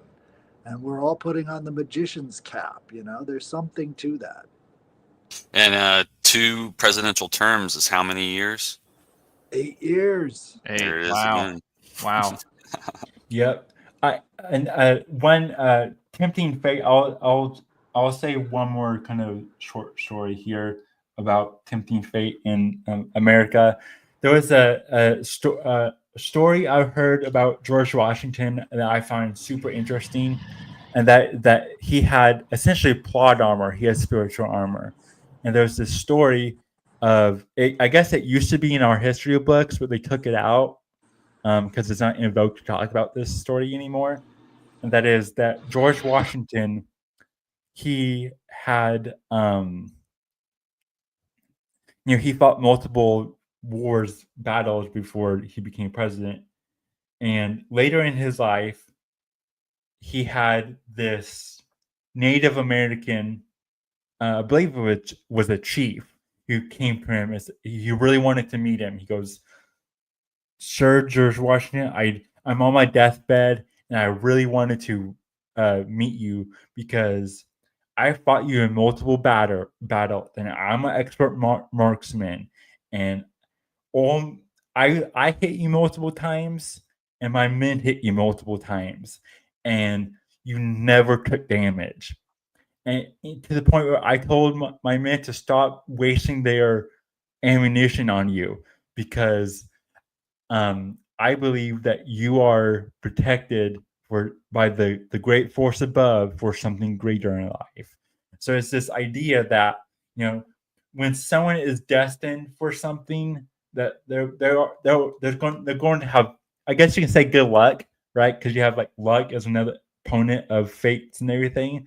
So if you have something fated for you, if you're destined for something greater, I should say, you're going to have good luck. You're going to have some kind of what seems like spiritual plot armor. Well, that's interesting too, because in the basement of the Capitol building, they have a huge mural on the ceiling, which is called the Apotheosis of George Washington. So they were including some kind of godlike symbolism around this character. And It's him. Yeah, I think it's him being like inducted into heaven, right? Right, Yeah. with all of the Greek gods around him. Yep. So there was a very, very potent symbol of what they were trying to create with this idea of George Washington. And you've got all these stories surrounding his fate, surrounding his destiny. And, we've lost a lot of that. And they don't teach it anymore because we're all supposed to believe that we're bad. We're bad people. We're all white. We're bad. We've got white privilege and all the rest of this crap. But I think it goes back to the idea that they're taking down the destiny angle of America, and we're not supposed to have that destiny. We're not supposed to think of ourselves like this. We're supposed to be brought down to the level of mortals and spit upon and all the rest of this stuff. So I don't know. Maybe these script writers are looking for a third act. Maybe that's what they're going for. Yeah, they're not only can you rewrite history, but and it can impact generations to come. I mean, the way a good way of putting it is if you a way to weave alternative. If you're not going to be working with fate and flowing with fate and entering that flow state, if you're not working up the current and you're working down the current away from the current, and then you're going to have to find an alternative source.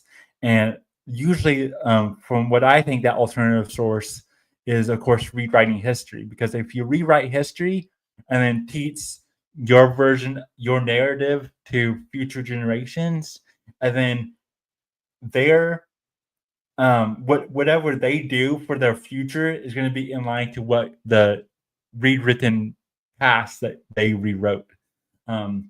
So to stop that, to break from that cycle, you have to go back and learn true history, your true roots, and all that. And I think that's how they're why these Bohemian Grove people are scared of the spider, because they know that they're working against fate in everything that they do. So when they say weaving spiders come not here, they're saying fate, stay away from us because we're working against you because it's our will. Alistair Crowley's whole thing is will. They're saying stay away. We have Minerva's owl with us. Stay away from us so we can rewrite our history and write our own future. Kind of like the villains of Spider-Man, right? It's just like, stay away, Spider-Man. And Alex Jones is like, never.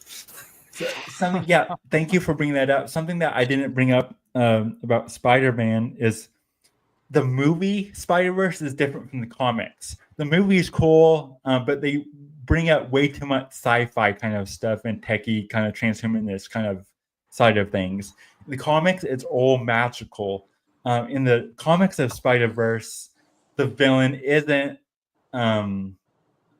Spot or Spider-Man 2099. In the comics, it's interdimensional vampires called the Inheritors that feed on not blood, but energetic, agoric, Tolbug-like figures that they call totems.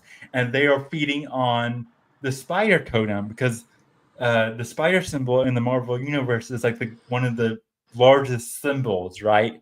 And so they come up with this occult ritual to take the bride, which is Silk, the first Spider Woman, and do this occult ritual to feed on all the spider people at once across the webs of fate, and devour the energy from the great hyper sigil of the spider.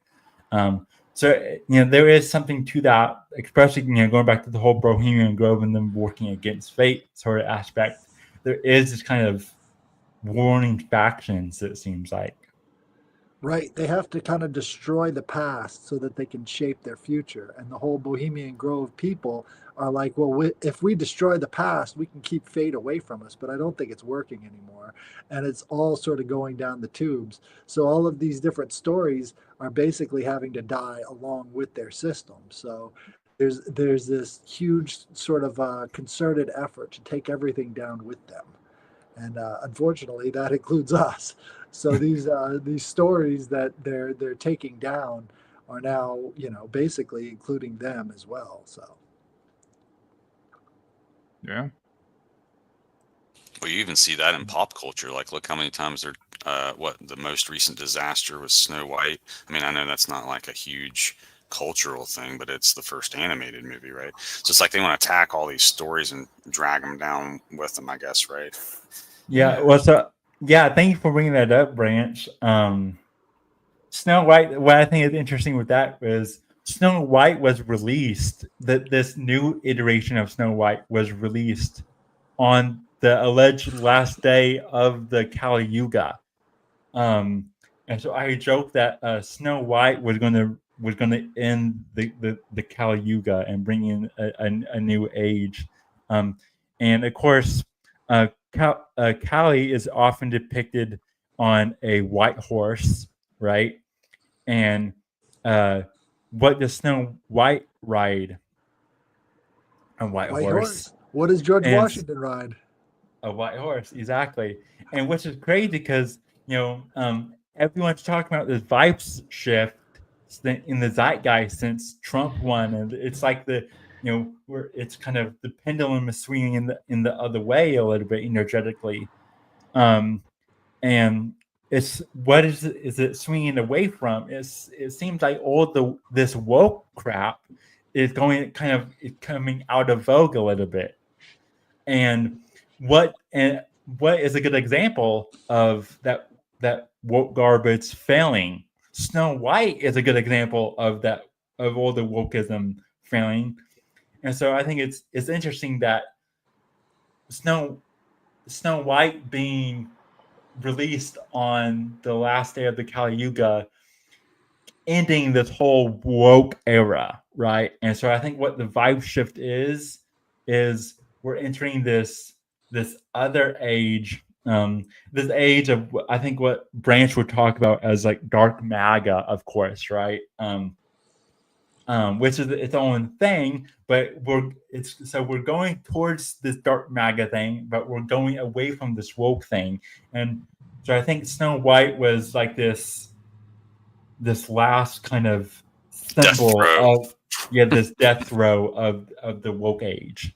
Well, yeah, Well- you have Trump, who was known as like the Great White Hope or whatever, being the the light side. Then you have the dark MAGA, very Kabbalistic as well, especially when you look into who Trump is taking a lot of these orders from. Right, he has to go and kiss the wall and do all that fun stuff. Do you think he'll build a third temple? Sorry to cut you off, Headless. Oh, absolutely. no pun Absolutely. intended. Oh, that's hilarious. Absolutely, dude. I think. I mean, they're already calling him the King Cyrus, right? Right. So I mean, they've made a coin for him, and they're creating this image for him, and yeah, I think he is definitely involved. I think Elon Musk is a moonchild as well. So there's a lot tied in there. Like you said earlier, the MAGAs, all this great work that's happening right in front of our faces on this world stage. And you really have to dig into some of this stuff to kind of get a grasp of what's really going on, Well, imagine being a fly on the wall, or dare I say, a spider in the corner of one of these rooms. Yeah. Absolutely. Well, the wokeism sort of represented the controlled demolition of the American culture, right? It was just everything American has to die. Everything is racist. Everything is bad. And then, you see kind of the towers that they've been trying to destroy since 2001. It's not taken. People aren't taking to it. It's, again, like in that fashion dearth, you don't have this progression. But since you've got a little bit of a energetic insurgence, right? That's kind of what the Trump represents in modern society, is this energetic insurgence. It's like, we're not going to go to bed quiet. We're not going to be the easily destroyed kind of culture that you want us to be. We're not going to shift the way that you want us to. So in a lot of ways, you could say that the controlled demolition people have now sort of taken a back foot. Well, at the same time, there's an undercurrent that you see happening with the Trump thing that's sort of leading us back into that destruction. He wants to bring about that end of the world, that eschatology, and people aren't having it. You can see it all around them. People are not having it. So that's a good thing, I think. In a lot of ways, Yeah. Spiritually, it's a rejection of this controlled demolition. Yeah, I'm glad you brought it up. Someone in the chat, I just says, they said, "What about sexually blackmailing wealthy degenerates?" Your mom. Sorry, that's his name. Your mom. Yeah, yeah, My buddy. and that's the Black Widow program, right? You MK Ultra these women to be assassins into honeypot, Of course, that's all. That's a lot of movies and like Marvel movies and everything as well. But in modern times, it's just the internet, right? Mm-hmm. Everyone you have your browser history, and then like they want to blackmail you with that, and who owns all the VPNs, right? That's supposed to protect us and everything, and all that. Who really owns this free domain of the internet? Yeah, well, me and my buddy Jose just did a deep dive on Michael Aquino and the Temple of Set and how they worship the Psyche. And when you look into the word Psyche, it comes from Psyche, which is I think a Greek goddess represented by a butterfly. right, Headless? Yes, sir. Now you see butterflies in Monarch programming, programming. MK Ultra, all that stuff, and it's like, well, what the fuck is going on here? Yeah, this symbolism is used a lot more than I think we know, guys. So it's good to have these kind of certain discussions on it, man. I think we can learn a lot from each other. The Yeah. main, Sorry. Go the ahead. main mythology around Psyche is her love affair with Eros. Eros, love, and Psyche. And so these things are really linked, especially when you're talking about sexual blackmail. You've Yeah, got dude. to have this love between the Psyche and back to that, the pixie. But here's another layer to it. Like, I She still wasn't don't- allowed to look at him. And so with these blackmail operations, there's always a camera they don't know is there watching them and recording it. That's so Dude, that's wild. Yeah, it's an Orphic tradition. Blackmail could be seen as an Orphic tradition. I'm glad you brought this whole like Artemis angle of it up, because Artemis is the wild woman, so that gets back to the whole like wild woman aspect of it. And I think it's interesting that you brought up butterflies, because the branch we talk about cryptids a lot, and he likes bro. talking. He likes bringing up Mothman, and yeah, I'm know, from the area where No he's shit. from. Yeah, man. It's crazy, bro. I can gotta mail get you. guys I on. can mail you some Mothman memorabilia if you want. I got to get you guys on, man. I come from more Midwest area, and they're what I refer to as the polar opposite, speaking of polar symbolism, of the Mothman, and that is the Joplin butterfly people. And what I think the Joplin butterfly people are just angels, because those in the hierarchy of angels, there are angels with eyes in their wings. So if you're not familiar with The Ophinum. butterfly, Yeah. Yeah. if you're not familiar with what happened in Joplin a few years ago, there was one of the largest recorded tornadoes in history, and it wiped out the entire town. And all these people all had a similar story of being saved by butterfly people. And you say, well, maybe they just casualties. Whoa. Zero casualties. And that's incredible. And you could say, well, maybe they're talking about angels, but yeah, and which I think they are in a way. But why aren't they referring to them as angels? Because this is the Bible Belt, and so a lot of people are still Christians, still have the Christian viewpoint of what an angel looks like, but it's not biblically accurate, of course. So when you look at butterfly wings, you have all those patterns similar to a peacock feather, and which often look like eyeballs. So if they're seeing these angels with eyes on their wings, but they can't comprehend it because it's not in their modern day Christianity kind of outlook on what Their an angel dogma. look like. Yeah, their dogma. The only way that they can translate it is saying that it's butterfly people. And so now that the town is rebuilt, those morals and statues of butterflies and these butterfly peoples all over this town, and it's like part of the lore now. Right. And so I think it's interesting. Mothman, is a harbinger of doom. He comes before the catastrophe. These butterfly peoples came after the catastrophe, so it's like the light side of this high strangeness. Yeah, the moth that also, sorry, Headless, keep interrupting you. Say the moth that also represents death, right? Like in this symbolism that we're talking about. So Silence of the Lambs. That was also in West Virginia, same as the Mothman.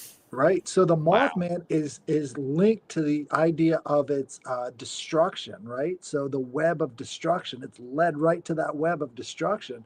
And then the butterfly is like transformation, merging out of, a bad situation, the chrysalis, into a greater form. But you've still got the same sort of wing eye symbolism on either one. So they're kind of like two sides of the same coin. Yeah, I think when I said the Ophinum, I think those are the angels with the wheels with the eyes on the wheels. you're Seraphim, the Seraphim. seraphim are the fiery serpents with the eyes on their wings, right? Yes. Or is that the cherubim? No, that's not the cherubim. The I cherubim think have it's the the seraphim that does have the Yeah. eyes on the wings. Yeah. yeah, it's the seraphim. Yeah, since we're talking about butterflies and consciousness, something that I find interesting is the word reality has the same linguistic root as the word royalty. And so when you're thinking about your kingdom, it's your what your reality is. Your kingdom isn't just your domain, your house, but it's everything that's in your perspective. And so, Makes sense. and so when we have, so when when you align your chakras and you get your crown chakra and all that, and you step into your masculine or your feminine, and you're a fully realized human, and you can weave your fate, so to speak. You're the king of your reality. And to reference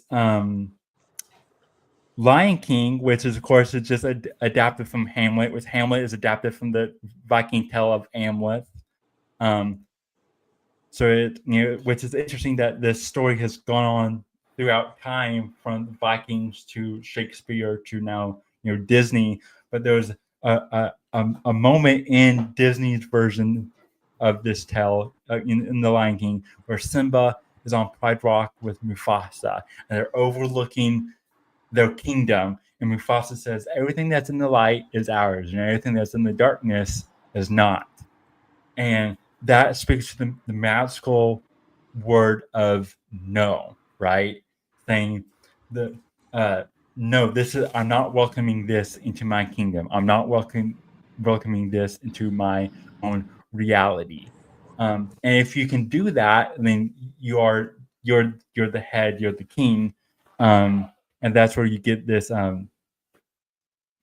idea of controlling your fate, controlling your reality, controlling your perspective. And the reason why they're wanting to force these narratives onto us, whether it's this woke crap or whatever terminology you want to refer to it as, is because we're like antennas, right? We're like satellites. So we're manifesting our own reality in a way all around us. And if they get enough people to go on with their narratives, then we're helping them weave their reality. So because we're all tapping into their signal. Well, if you're your own king, then you're like and you're weaving your own fate. You're projecting your own reality. You're saying, no, I am not welcoming these narratives into my own reality. So that's another part of it as well. They could tell us what to believe, but it's up to us to believe them. That's the choice that we have to make. Absolutely. Part of the free will. Yeah, and like what you said about this controlled demolition of our society. I mean, Albert Pike said in Morals and Dogma, when they need a hero, we will give them one. So right. But we don't have to accept it. No, we don't. No, we don't, Headless. I love it. Feels good to not accept it, right? Yes, it does. Good. It's empowering. Yeah. Was there anything else any of you just wanted to talk about before we wrap it up? It's almost this was a banger, dude. Yeah, it was. This was fun. I can't tell you. I mean, the past few times me and you have been on, it's always been a very interesting conversation. Something that I look forward to again. So thank you for inviting me, Nick. Always love getting you on, bro. Always, for real. When we started, the clouds were just oppressive. It was all rainy, and now it is a clear blue, sunny sky. Holy shit, like Headless. The same here. Nice. What the fuck, man? Yeah, it's sunny outside now. It's been raining all morning. Like, fuck, I don't want to podcast anymore. Yeah. Wow. Yeah. Incredible. Yeah. Was there anything that you guys wanted to at least mention before we wrap it up that you thought was important, or are you guys good? No, I think I'm good. I made through all my notes. I'm surprised. I thank you guys for letting me rattle on so long. I know I'm long-winded. You're No, awesome, dude. You're Great. totally fine, dude. Totally fine. I need to have you on. I did want to read one thing, Nick.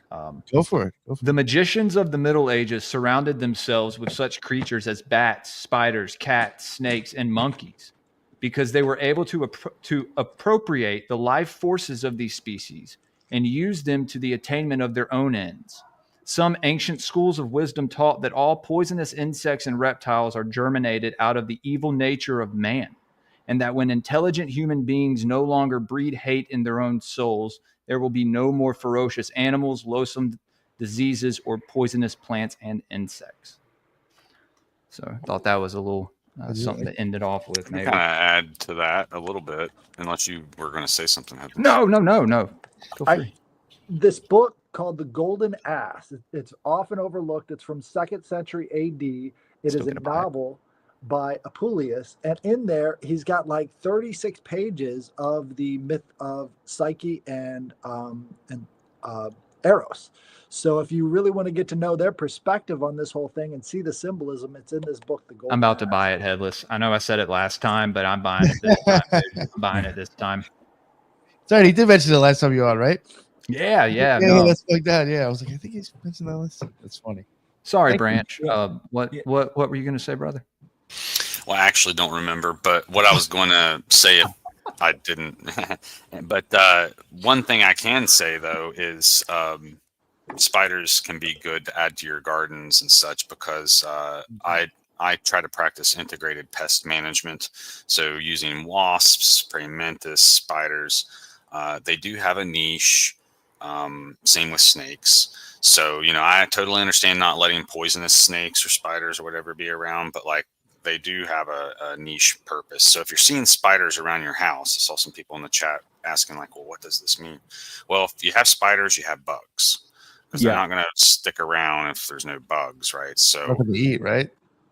right. Yeah, So, Yeah. and maybe meditate the next time you meditate, think about the spider because it does have some redeeming qualities. Like for instance, they're very patient, right, and resilient.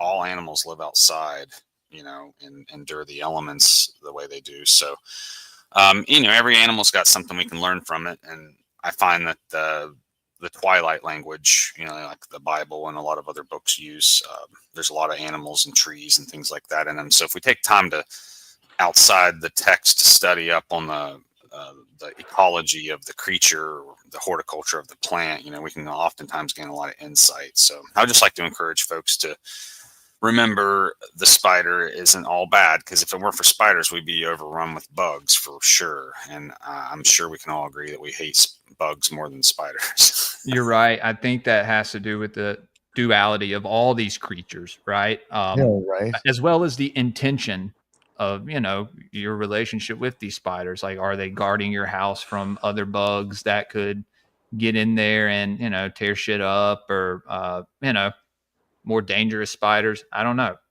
But definitely, no, there's, people look at a lot of this knowledge as just being bad because it is hidden, right? They fear what they don't know. But definitely many ways to look at it. If we are masters of our own fate webs, then it's up to us what bugs we're letting live in our webs. So you've got to be conscious of that and get rid of the garbage that's blocking up your web, because that's Absolutely. how you reach that fate that you're supposed to be at. Dare I Absolutely. say, you gotta knock out the cobwebs. I actually remember what I was going to say. It was on the tail end of what you said, Jules, I think, or maybe it was Headless, but the spiritual authority. Oh, it was Jules. The spiritual authority we're given with Christ is to tread upon scorpions, snakes, the creeping thing, right? So each of these Spiders. creatures, they occupy the lower kingdoms of the earth, of which man is at the top, and lion, of course, is below man. But the creeping thing is something that we're given authority to tread over, it says. So like you were saying there a little bit ago, I think there could be something to that. Absolutely, man. Those have spiritual analogous spirits associated with them. And this goes back to like the concept of cleanliness with animals and that sort of thing too, I think. Parasites and all that. Yeah. Joel, as he was talking, you made me have a realization earlier you mentioned the spider taking a frog in as a pet. I realized so in the Addams Family. The Addams Family comics was created to be a commentary on the American dream and the white picket fence kind of family archetype, and their pet is Thing, which is a hand, but it walks like a spider. And it does their bidding. So I made that little small connection, and I thought that was Well, here's interesting. something to add to that, because just last week, this girl shows up online with the robotic arm, and she can detach the hand, and she's like, oh, it even has Bluetooth, and she was like making her hand crawl across the table without it Autopilot being hand. attached. That's wild. So she's got her own Oh. technological thing now. Yeah. Yeah. But some books on spiders. Like I mentioned earlier, there was a book on the Theosophical Society, which again, I'm not promoting these necessarily. I'm just saying these are books that I've looked at that have some knowledge into spiders. And that's The Play on Consciousness Within the Web by Edward L. Garner. Weaving Fate, Hypersigils, Changing Fate, and Telling True Lies by Aidan Watcher. That's all about chaos magic. If you want the more scientific, like string theory aspect of it, there is a book called The Fabric of Reality by David Duchette. It's all about the scientific aspect of what we're talking about. And then if you want to get into the Celtic knots and everything, Symbolism of the Cross by Rene Guénon gets into cross symbolism and crossroads and Celtic knots and all this and that in a metaphysics sense. In fact, the Brandon and I just went over that book by Rene Guénon with Mario Garza of Symbolic Studies on my channel. I was a big fan of that. Yeah. Yeah. So yeah, if you want more on that, that also gets into Celtic knots and this idea of webs and weaving. That's awesome. Nice. All right. Branch, did you have anything you wanted to add? You want to plug anything before we start wrapping up? No. Just remind everybody that it's Saturday, so Shabbat Shalom, and to just pay respect to your deity today and read your scriptures, whatever culture you're from. All right. Thank you. Absolutely. All right. So, Headless, we'll just go around and let you plug yourself, plug the show. Plug your show and let everybody know where they can find you. Oh, you're muted, sir. You are muted.